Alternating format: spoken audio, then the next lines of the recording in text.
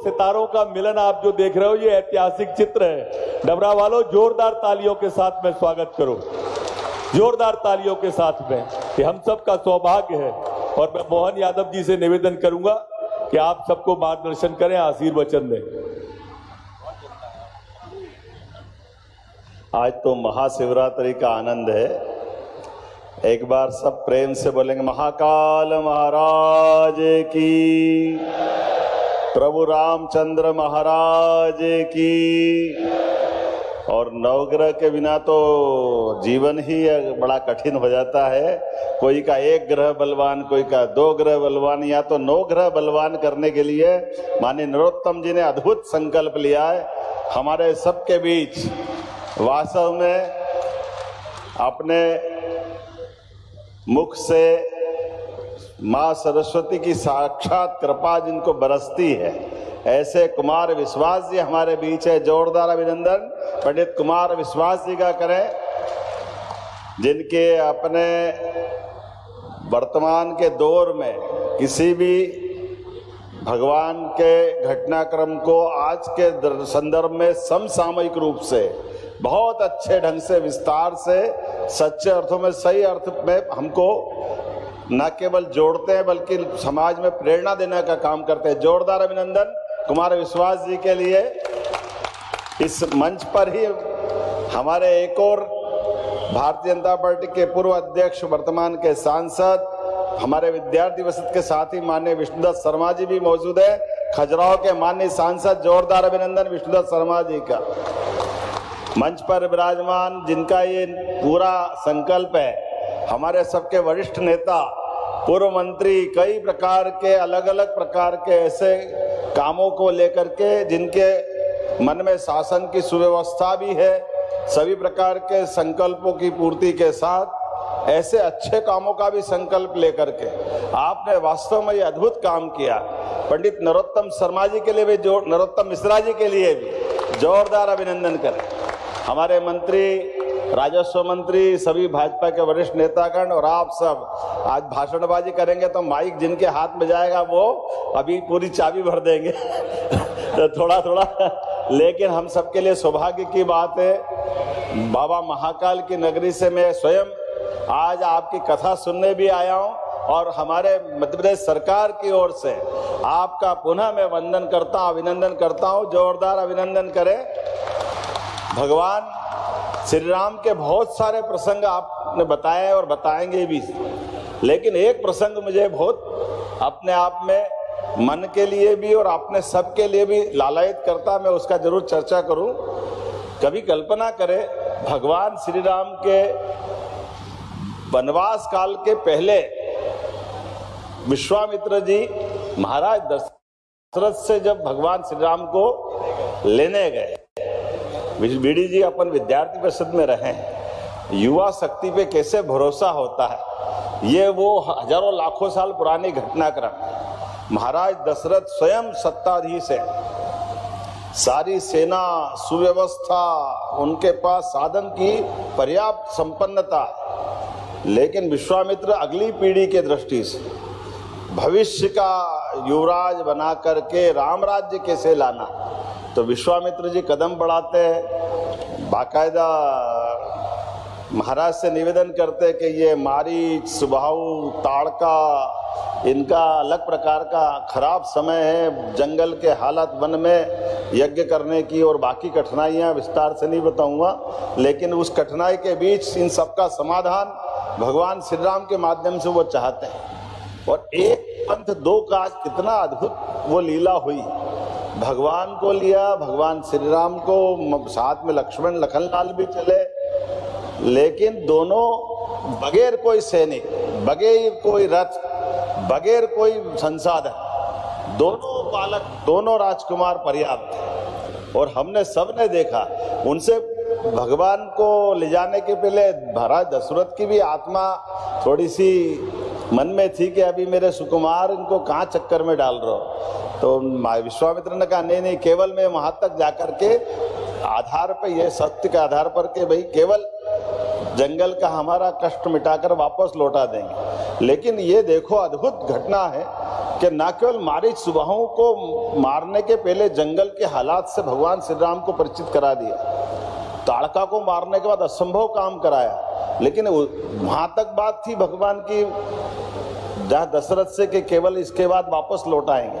लेकिन मुझे कभी आपसे और सुनने को मौका मिलेगा, एक जिज्ञासा है कि भगवान का जो महल से बाहर आकर के मारी सुबाहु ताड़का तक तो था, लेकिन स्वयंवर में ले जा करके दुनिया के सामने उनका जो विराट रूप दिखा और माता जानकी जनक नंदिनी को साथ लेकर के आए, तो वहां रावण से लेकर दुनिया के सभी शासकों के बीच वही भगवान राम का परिचय हो गया कि अब वर्तमान की धरती पर श्री राम का प्राकट्य हुआ है। ये कितना अद्भुत घटनाक्रम। लेकिन इस घटनाक्रम का प्रसंग ये भी एक थोड़ी रिस्क भी थी। विश्वामित्र जी के माध्यम से विश्वामित्र जी ने जो महाराज दशरथ से कमिटमेंट किया, वो तो केवल मारी सुबाहु ताड़का का था, वो वहां तक। और कभी वहां तो भगवान परशुराम जी का घटनाक्रम सबको मालूम है, एक तरह से बड़ी कठिन थी। लेकिन मैं आज के इस अवसर पर आपसे उम्मीद करूंगा कभी विस्तार से आप इस पे अपना प्रकाश डालेंगे।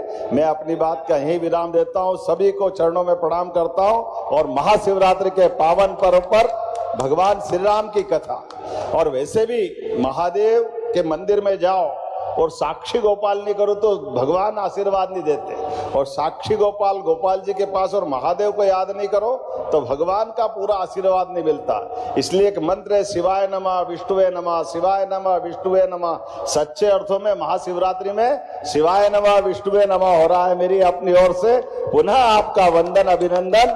सबके साथ प्रेम से बोले महाकाल महाराज की, प्रभु रामचंद्र महाराज की, नवग्रह देवता की। वंदे बोधमयं नित्यं गुरु शंकर रूपिणो यमाश्रितो हि वक्रोऽपि चन्द्रः सर्वत्र वन्द्यते। सीताराम गुणग्राम पुण्यारण्य विहारिणो वंदे विशुद्ध विज्ञानो हरीश्वरः कपीश्वरो। उद्भव स्थिति संहार कारिणीं क्लेशहारिणीं सर्वश्रेयस्करीं सीतां नतोऽहं राम वल्लभा, नतोऽहं राम वल्लभा, नतोऽहं राम वल्लभा। यन्मायावशवर्ति विश्वमखिलं ब्रह्मादिदैवासुरा, यस्सत्त्वादिमृखैव भाति सकलं रज्जो यथा हिर्भ्रमः। यत्पादप्लवमेकमेव हि भवाम्बोधिस्थितिर्षावताम्, वन्देऽहं तमशेषकारणपरम् रामाख्यमीशं हरिम्, रामाख्यमीशं हरिम्, रामाख्यमीशं हरिम्। नानापुराणनिगमागम सम्मदं यद रामायणे, निगदितं क्वचिदन्यतोऽपि स्वान्तः सुखाय तुलसी रघुनाथ गाथा। भाषा निबंधमति मंजुल मातनोती, जो सुमिरत सिद्धि होई गणनायक करिवर वदन, करो अनुग्रह सोई बुद्धि राशि शुभ गुण सदन। मूक होई वाचाल पंगु चढ़ई गिरिवर गहन, जासु कृपा सो दयाल द्रवहु सकल कलिमल दहन। नील सरोरुह श्याम तरुण अरुण बारिज नयन, करौ सुमम उरधाम सदा क्षीर सागर सयन। कुंद इंदु समदेह उमा रमन करुणायन, जाहि दीन बरनेह करौ कृपा मर्दनमयन करो कृपा मर्दनमयन करो कृपा मर्दनमयन। बोल सियावर रामचंद्र भगवान की। यह सुंदर अवसर है कि आज महाशिवरात्रि के पुण्य पर्व पर भगवान महाकाल के लोक से, उनकी नगरी से प्रदेश के मुखिया, आपके यशस्वी मुख्यमंत्री और मेरे लगभग 3 दशकों से भी पुराने मित्र भाई डॉक्टर मोहन यादव जी यहाँ पधारे हैं। नरोत्तम जी, आपके संकल्प में जो कुछ हो रहा है वो नियत निर्धारित है। पहले दिन राम कथा के आचार्य शंकर जी की कथा कहने के लिए प्रदीप जी आए, उसके बाद स्वयं राम के विषय में चर्चा करने के मेरी हाजिरी लगी, और अब राम की कृपा से जो विभूषित हैं उन पर चर्चा करने के लिए परसों के बाद हमारे परम प्रिय छोटे भाई और बागेश्वर धाम उपाख्य से विभूषित धीरेन्द्र कृष्ण शास्त्री स्वयं आने वाले हैं। ये सब भगवती की निर्धारणा है, ये सब नवग्रह की निर्धारणा है। और अगली जो युति बता रहा हूं उस पर पूरा सदन मेरी उद्बोधन पीठिका की ओर से मुख्य अतिथि का स्वागत करे। ये शायद विश्व में कहीं नहीं हुआ होगा कि महाशिवरात्रि के दिन राम की कथा सुनने के लिए मोहन आया है, ये केवल यहीं पर हुआ है। और मोहन भी जब पृथ्वी पर आए थे और यह शंकर जी को सूचना मिली कि पृथ्वी पर द्वापर में ब्रज में मोहन प्रकट हुए हैं, तो भगवान भी, शंकर जी भी पृथ्वी पर आए। उन्होंने ब्रह्मा जी से कहा, मेरा बड़ा मन मचल रहा है, अब तक तो बड़ा मर्यादित मैंने अपना भगवान देखा था, राम बड़ी मर्यादा में रहते हैं, उनके साथ तो हंसी टिटोली भी नहीं हो सकती। सुना है बड़ा नटखट है, सुना है बड़ा रसिक है, सुना है बड़ी अच्छी बांसुरी बजाता है, सुना है बड़ा अच्छा रास रचाता है। तो ब्रह्मा जी ने कहा कि शरद पूर्णिमा की रात्रि में जाना और कुंज वन में वो रास रचाएगा तो उससे वहां भेंट हो जाएगी। और महादेव स्वयं मोहन जी पृथ्वी पर आए, ब्रज में हमारे पधारे, सारी गोपिकाएं इकट्ठी हो गईं। जैसे ही मोहन ने कुंज में प्रवेश किया, उनकी पारखी दृष्टि पहचान गई कि सारी गोपिकाएं जो थोड़ी छोटी हैं, इनके बीच में एक दीर्घकाय गोपिका पूरा अवगुंठन डाले हुए, स्वयं को पूरा ढके हुए खड़ी है, ये कोई और है। कृष्ण जी ने कहा कि आज आगे से रास प्रारंभ नहीं करूंगा, सबसे पीछे जो गोपिका खड़ी है उससे ही रास प्रारंभ करूंगा। गोपिकाओं को चीरते हुए मोहन पहुंचे सीधे महादेव के पास। महादेव साड़ी में लिपटे हुए ऊपर से नीचे तक। अब कोई इतना विराट आदमी साड़ी पहन ले तो कैसा लगेगा। कृष्ण से बचने के लिए महादेव भागे, पीछे पीछे कृष्ण भागे। शरद पूर्णिमा में विश्व की समस्त गोपियों ने देखा, इंद्रियों ने देखा, वेद की श्रुतियों ने देखा कि मोहन भाग रहे हैं शंकर को पकड़ने के लिए।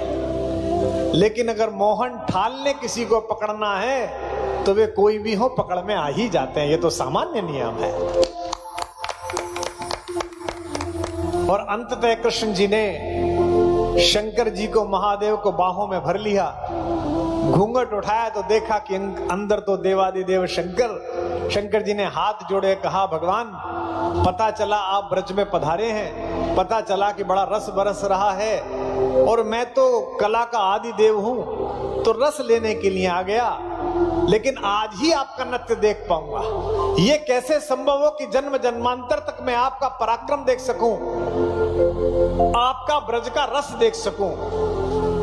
कृष्ण ने कहा, मोहन ने कहा, आप निश्चिंत रहिए महादेव, आप राम के भक्त हैं, आप स्वयं देवादिदेव हैं। मैं आपको यह आशीर्वाद देता हूं कि आप अनंत काल तक ब्रज में रहेंगे और इसी स्त्री वेश में रहेंगे।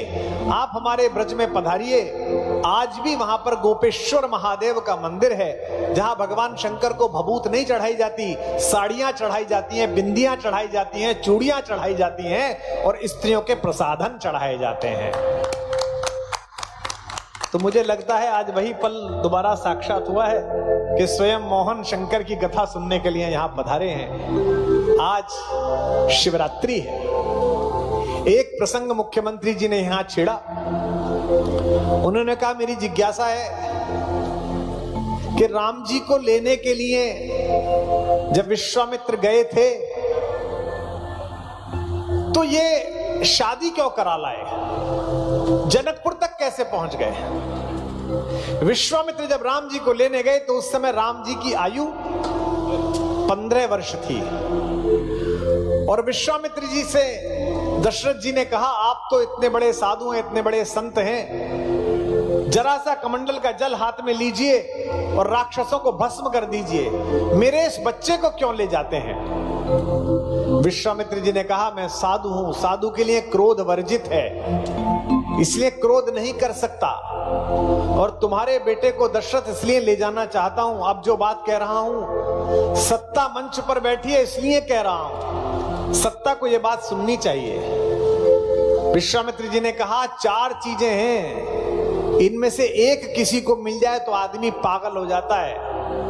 तुम्हारे बेटे के पास ये चारों हैं, उसके बाद भी विनम्र है, शालीन है, संतों की सेवा करना जानता है, इसलिए इसको ले जाना चाहता हूं। और वो 4 चीजें क्या हैं? यौवन, जवानी।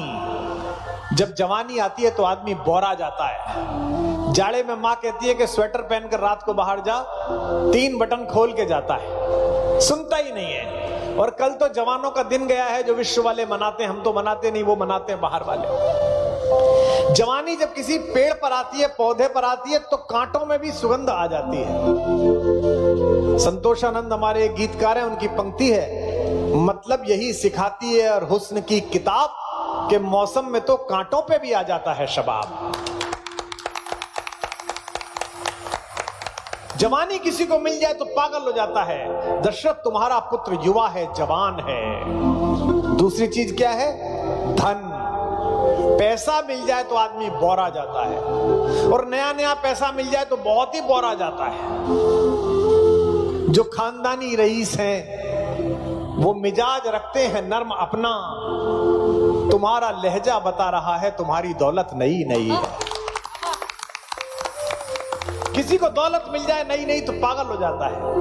और तीसरी क्या चीज है? यौवनम, धन, संपत्ति। अगर किसी को संपत्ति मिल जाए, संपत्ति में चाहे मकान मिल जाए, घर मिल जाए, या अपने बाप दादाओं की पार्टी मिल जाए कोई, तो कैसा पागल हो जाता है। दिल्ली तक आपने देखा है, कैसे बावरा हो जाता है, समझ में नहीं आता है क्या करना। और आखिरी चीज है प्रभुत्व। अगर किसी को प्रभुता मिल जाए अचानक कहीं से, तो वो भी बौरा जाता है। अचानक सरकार, सत्ता मिलने पे आदमी कैसे बौरा जाता है, ये हमसे बेहतर कौन जानता होगा। हमने तो भोगा है, हम तो भोग कर आए हैं यहाँ। तालियां आपकी आज कम उठ रही हैं, पता नहीं क्यों। दिन तो महाशिवरात्रि का है। ये सारी चीजें तुम्हारे बेटे पर हैं, उसके बाद भी ये संतों की सेवा करता है, इसलिए मुझे राम की आवश्यकता है। आज शिवरात्रि है, दुनिया की सबसे बड़ी वेडिंग सेरेमनी आज ही के दिन हुई। दुनिया में ऐसा कोई विवाह नहीं हुआ जैसा शंकर का विवाह हुआ। वे भूत भगवान शंकर जो हमारे लोक देवता हैं, राम हमारी पृथ्वी की मर्यादा है, कृष्ण हमारी पृथ्वी का रस है। और अगली पंक्ति पर पूरा सदन शिवरात्रि को आनंदमयी मनाने के लिए पूरे उत्साह के साथ, जैसे कल आप उत्साह से जीवंत कर रहे थे इस पंडाल को, हजारों लोग ऐसे करें। राम इस पृथ्वी की मर्यादा है, कृष्ण इस पृथ्वी का रस है, और शंकर इस पृथ्वी का मंगल है। उनके माध्यम से मंगल संपन्न हो। जो भस्म को भी पवित्र कर दे, जो शमशान को जीवंत कर दे, जो समाज के समस्त त्याज्य व्यस्तियों को अंगीकार करके शोभन कर दे, वो शंकर है। इसीलिए उनके आलोक में लिखा जाता है सत्यम शिवम सुंदरम। वे कला के देवता हैं। जब दूरदर्शन हमारे यहाँ आता था बचपन में, जो पुराने लोग बैठे होंगे मेरी तरह जो 50 पार कर गए, तो दूरदर्शन के गोले पे लिखा रहता था Satyam Shivam Sundaram, the truth, the beautiful and the benevolent. आजकल जो टीवी पर चैनल आते हैं उन पे क्या लिखा रहता है? फूहड़म, फुलिशम, वल्गरम। 3 चीजें लिखी रहती हैं। भगवान शंकर हमारे मंगल के देवता हैं, आनंद के देवता हैं। आइए पहले उन्हें प्रणाम कर लेते हैं, फिर संवाद प्रारंभ करते हैं। कर्पूर गौरम करुणावतारम संसार सारम भुजगेंद्रहारम। कर्पूर गौरम करुणावतारम संसार सारम भुजगेंद्रहारम। सदा वसंतम हृदयारविंदे भवं भवानी सहितं नमामि। सदा वसन्तं हृदयारविन्दे भवं भवानी सहितं नमामि। भवं भवानी सहितं नमामि। भवं भवानी सहितं नमामि। शंकर जीवंत परंपरा के गायक हैं। एक जर्मनी का बहुत बड़ा दार्शनिक हुआ है नीत्शे, उसने कहा है उदास परंपराएं समाज को बीमार बनाती हैं। शंकर इस परंपरा के हैं जो इस समाज को जीवंत बनाते हैं। शमशान से खराब कोई जगह नहीं है, लेकिन अगर मसान में कोई होली खेल सकता है तो वे शंकर हैं। होली आने वाली है, केवल शंकर है। क्यों गए हैं शंकर शमशान में? बनारस जाइए, किसी से पूछिए कि शंकर शमशान में क्यों रहते हैं। दिन भर भगवान राम का नाम स्मरण करने पर एक दिन शंकर जी बनारस की गली में कहीं बैठे हुए थे, सामने से राम नाम जपने वाले लोग जा रहे थे। रात्रि हो गई तब भी लोग जाते रहे, राम नाम सत्य है। किसी ने पूछा कहां जाते हैं, तो कहा कि मणिकर्णिका जाते हैं जहां आपके नेत्र की ज्योति जलती है। तो उन्होंने कहा कि सूर्य के डूबने के बाद तो संस्कार होता नहीं है। फिर बोले आपके नेत्र की ज्योति तो प्रतिपल चिता की भस्म लेती है, अंगराग बनाती है, इसलिए वहां प्रतिपल होता है। तब से आज तक राम का नाम प्रतिपल सुनने को मिलता रहे, इस कारण शंकर शमशान में रहते हैं। खेले मसाने में होरी, दिगंबर खेले मसाने में होरी। यह महाशिवरात्रि का पर्व है। शिव से कुछ चीजें समझिए। शिव अपने आप में इस पूरी दुनिया में जो कुछ कंसेप्ट चल रही हैं उनके सबसे आदि देवता हैं। पढ़े लिखे लोग जो हैं इसे नोट करेंगे अपने जीवन में। पूरा विश्व कह रहा है कि विश्व को मिनिमलाइज करो, कम से कम में काम चलाओ। आजकल ऐसे रिजॉर्ट बन रहे हैं जो न्यूनतम सुविधा से चलें। हमारे उत्तर भारत में एक रिजॉर्ट है जहां बिजली नहीं है, रात्रि हो जाने पर सोना पड़ता है, जहां इंटरनेट नहीं है, और आपको आश्चर्य होगा कि वहां बुकिंग कराने के लिए 1 लाख रुपए देना पड़ता है प्रतिदिन का। वही जो पैदा होता है वो खाया जाता है। मिनिमलाइज करो, जीवन को बहुत कम कर दो। शंकर ने जीवन को मिनिमलाइज कर रखा है, शंकर ने जीवन को न्यूनतम कर रखा है। देवताओं की प्रतिष्ठा के लिए आपको उनके बहुत सारे आभूषण बनाने पड़ेंगे, देवताओं की प्रतिष्ठा के लिए आपको उनके बहुत सारे रत्न बनाने पड़ेंगे। लेकिन मेरे महादेव ऐसे हैं कि जंगल में कहीं भी गंगा के, नर्मदा के अंदर से आया हुआ एक पत्थर अगर कोई महिला अपनी आस्था का जल उड़ेल कर कहीं पर रख दे तो वहीं महादेव विराजमान हो जाते हैं, वहीं महादेव जीवंत हो जाते हैं। वामपंथी मित्र जो हमारे कहते हैं कि भारतीय संस्कृति में बहुत प्रश्न हैं, उन्हें जानना चाहिए कि साम्यवाद के और समाजवाद के बड़े प्रणेता राम मनोहर लोहिया ने एक किताब लिखी है, राम कृष्ण शिव, कभी पढ़िएगा, सस्ता साहित्य मंडल से मिलती है। उसमें शंकर जी के ऊपर अद्भुत लिखा है। हमारे देश के एक बड़े कवि जो वामपंथ के बड़े कवि माने जाते थे, अज्ञेय, उन्होंने कविता लिखी, यह देश कि जहां पथ का पीड़ा दाई पत्थर किसी पीपल के नीचे रखकर कोई सदवा लोटा भर जल उड़ेल दे तो पथ का पीड़ा दाई पत्थर पीड़ा हर हर शंकर बन जाता है। हम मोर की तरफ जा रहे हैं, और मिले और मिले और मिले। शंकर कह रहे हैं न्यूनतम करो, शंकर कह रहे हैं वस्त्र भी न्यूनतम करो, एक मृगछाला पहनो। शंकर कह रहे हैं ये ब्यूटी प्रोडक्ट्स हटा दो, मसाने से एक मुट्ठी राख उठाओ और भस्म लपेट लो। शंकर कह रहे हैं, शंकर कह रहे हैं कि कुछ भी ढूंढो मत, जो प्रकृति में मिल रहा है, गंगा बह रही है उसी का जलपान करो। ये शंकर कह रहे हैं। प्राप्त और पर्याप्त के बीच का अंतर है शंकर। पूरी दुनिया कह रही है कि लीडरशिप आनी चाहिए, लीड करना आना चाहिए। इस विश्व को अगर किसी ने लीड करना सिखाया है तो वो शंकर ने सिखाया है। समुद्र मंथन के बाद उच्चैश्रवा को लेकर जा रहा है इंद्र, ऐरावत को लेकर जा रहे हैं इंद्र, कौस्तुभ मणि पहुंची है विष्णु जी के पास, लक्ष्मी पहुंची है, भगवती पहुंची है श्रीहरि विष्णु जी के पास, लेकिन एक तत्व बच गया है, कालकूट विष जो सबसे पहले प्रकट हुआ है। जो कालकूट विष पीकर लीड करे कि कोई दिक्कत नहीं मैं खड़ा हूं, वो शंकर है। महादेव के लोक से आए मुख्य अतिथि माननीय मुख्यमंत्री जी, इस विजय में, इस राज्याभिषेक में जिसमें आप मुख्यमंत्री बने हैं, लोगों को बहुत आनंद मिलेगा, लेकिन इसका जरा सा भी अपयश पीने का समय आएगा तो आपको पीना पड़ेगा, क्योंकि आप शंकर के प्रतिनिधि हैं, क्योंकि आप शंकर के लोक से आए हैं। शंकर कालकूट को कंठ में धारण करते हैं, उसको हृदय तक नहीं जाने देते, इसका प्रतीक समझिए। अगर कोई निंदा करे, अगर कोई अपयश मिले तो केवल गले तक पहुंचाओ, उसको हृदय तक मत ले जाओ। अगर हृदय दूषित हो गया तो हृदय में है सब कुछ, वो भी दूषित हो जाएगा। शंकर इस बात के प्रतीक हैं। शंकर एकमात्र देवता हैं पूरे विश्व के जो लिंग भेद नहीं करते, जो जेंडर इक्विटी में भरोसा करते हैं। आज तक किसी दुल्हन को जो प्रतीक्षा में बैठी है, उसे देखने के लिए, उसको शांत करने के लिए, उसके तप को नॉर्मल करने के लिए कोई वर नहीं गया है, मेरे शंकर गए हैं। जो पार्वती के साथ कदम से कदम मिलाकर चलते हैं, जो भगवती सती के अपमान का बदला ऐसे लेते हैं कि प्रजापिता द्वारा अभिषिक्त प्रजापति दक्ष के यज्ञ का विध्वंस कर देते हैं। शंकर इंक्लूसिव हैं, केवल देवता नहीं चाहिए उन्हें, भूत आ जाएं, पिशाच आ जाएं, जंगल के लोग आ जाएं, बिच्छू आ जाए, सांप आ जाए, सभी लोग शंकर को प्रिय हैं। अगर विश्व में एक देवता ढूंढा जाए तो पिछड़ों को, वंचितों को, त्याज्य लोगों को, समाज की मुख्य धारा के बाह्य लोगों को साथ लेकर चलता हो तो वो मेरे राम की आराधना करने वाले देवादिदेव शंकर ही हो सकते हैं।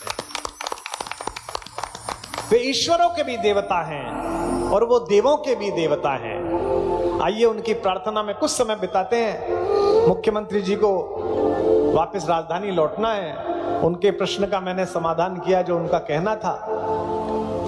बीच में बात रह गई, मुख्यमंत्री जी आपको फोन आ गया।